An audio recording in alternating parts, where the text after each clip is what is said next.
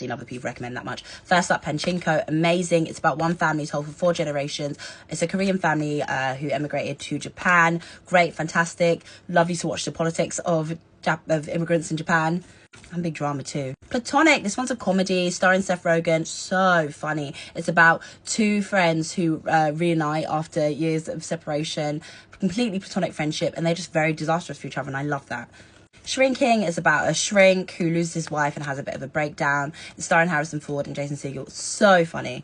Lessons in Chemistry is a book adaptation about a woman a chemist whose life is turned upside down when she becomes a single mother. Love it. Fantastic.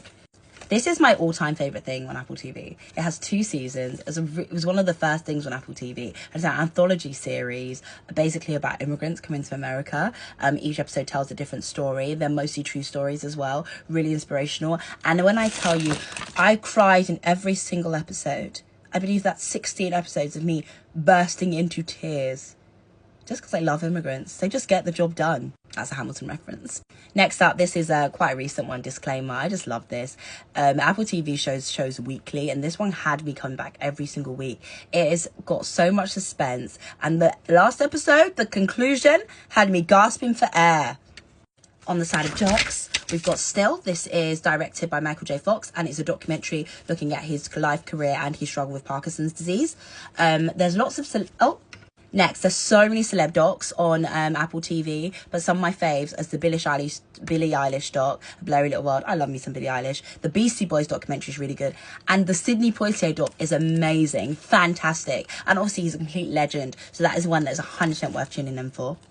Apple TV hasn't done a lot of crime documentaries, but this is one of their first forays into it, and it's called A Hollywood Con Queen, and it's about this man who basically was scamming people who wanted to be actors, filmmakers, in a really bizarre way, and it's told in a really interesting way, and I like how they kind of like opened up at the end. Really good one.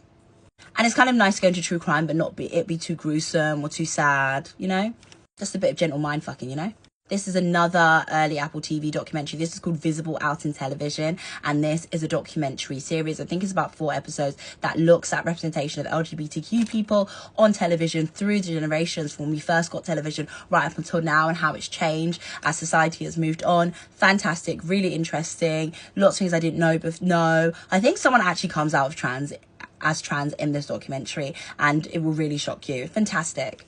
And if you haven't watched Boy State is an amazing, fascinating documentary about like these young boys who go to like some sort of weird political camp. There also was part 2, which was called Girl State. It just wasn't as good.